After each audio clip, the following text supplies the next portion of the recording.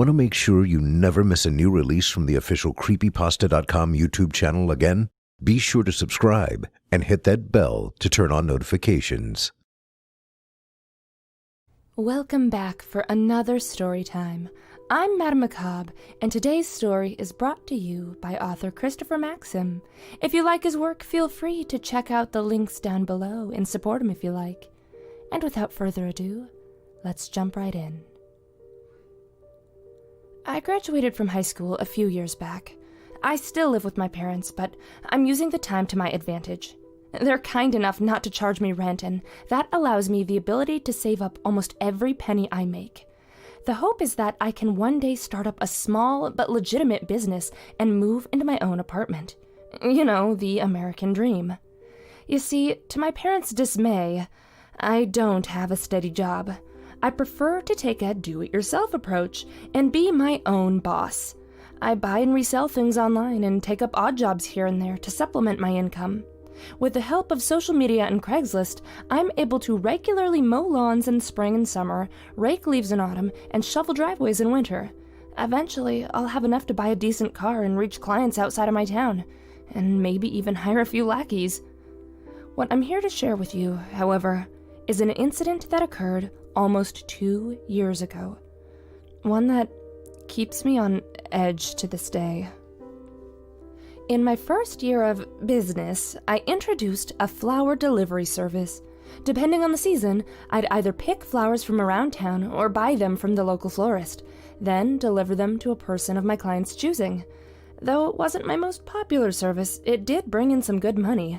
You'd be surprised at how much folks are willing to pay to woo a loved one with plants. In all the time that I biked flowers back and forth, person to person, I only ever picked up one regular. His name was Red, and he was absolutely infatuated with his girlfriend, Clara. Once a month, I would deliver a dozen roses to the local hotel where she worked. No matter how many times I went over there with the same bouquet, she always acted surprised and delighted to no end. They really did have something special, and I was happy to be a part of their lives, at least in some small way. But then, February rolled around. Albeit my least popular odd job, I do gain a little traction during the Valentine's season.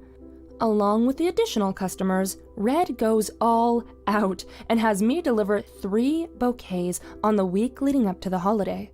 Between these deliveries and keeping up with my usual services, February beats the hell out of me. This particular Valentine's week was a little different. It was getting close to the big day, and I hadn't received a single order from Red. I usually don't get attached to my clients, but I was quite fond of Red and Clara. Because of this, I decided to reach out to him. I tried calling him. No dice. Nothing but dial tones and voicemail. I thought about riding over to the hotel to ask Clara about it, but that would cut into the rest of the work I had lined up for the day, with no viable options available to me. I simply went about my day and kept a positive mindset. Something felt off, but I was sure it was nothing to worry about. The next day, Red called back. He was fine, but there was something he wanted to discuss with me. Of all of the phone conversations I'd ever had, this one tops the list for most bizarre. Red hadn't ordered any flowers because he was getting ready to pop the question to Clara.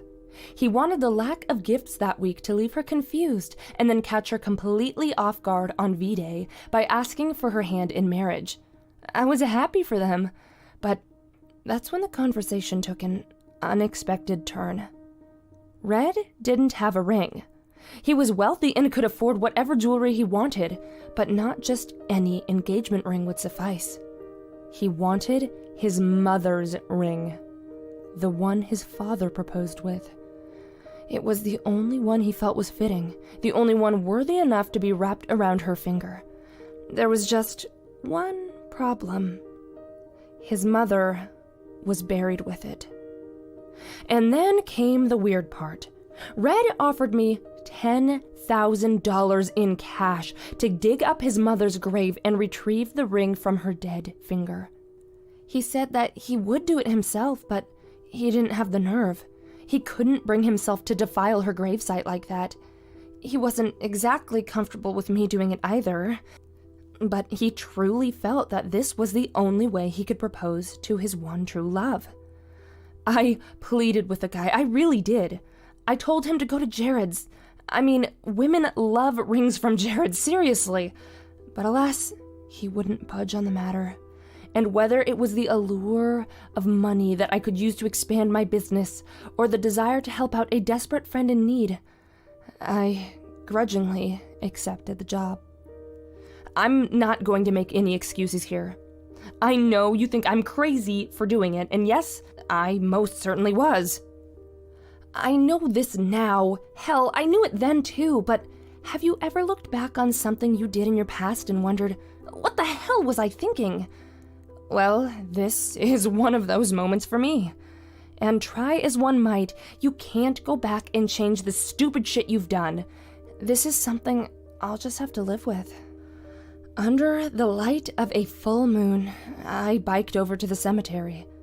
As conspicuous as the shovel protruding from my backpack looked, I managed to make it the whole way there without any trouble.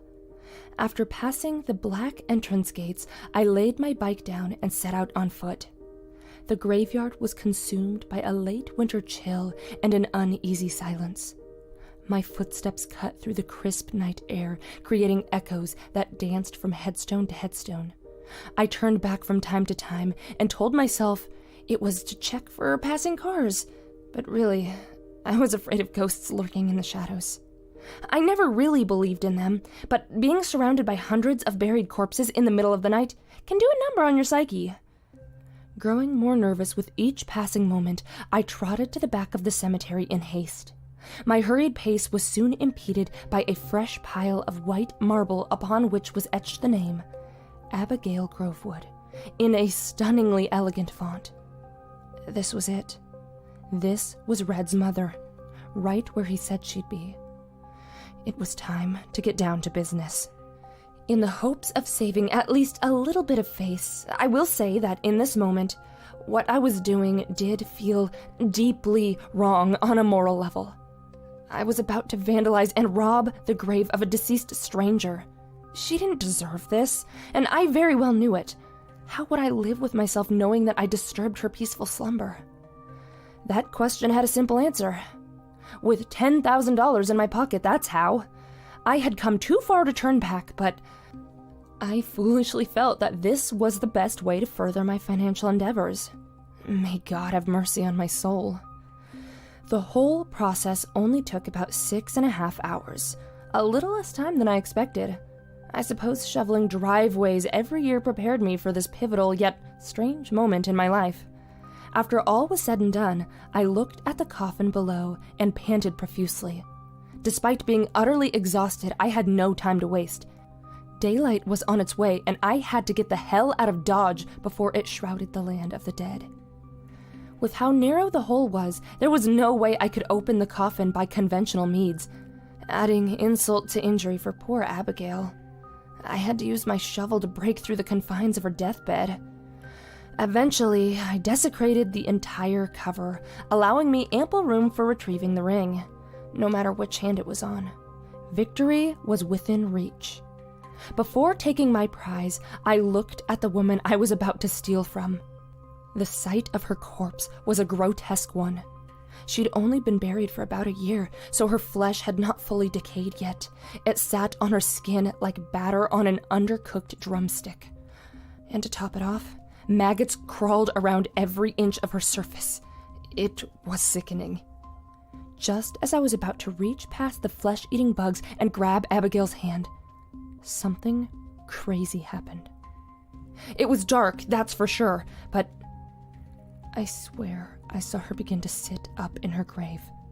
The movement was subtle, but it was enough for me to take notice. I was startled, but it took a few seconds for the gravity of the situation to sink in.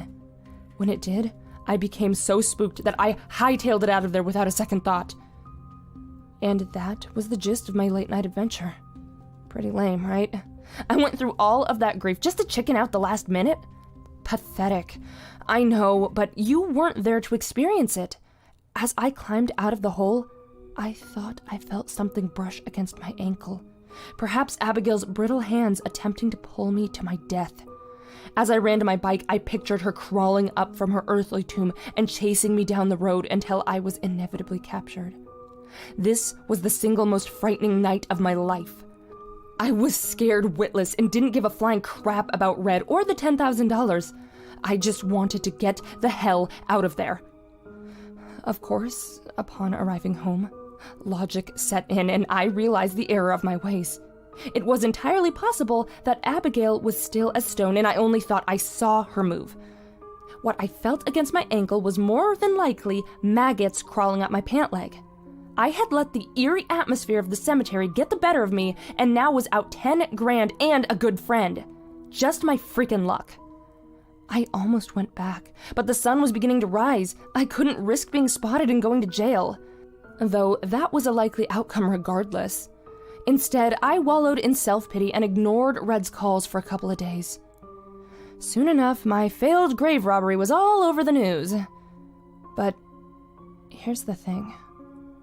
When the police discovered my handiwork, something was profoundly amiss. Abigail's casket was empty.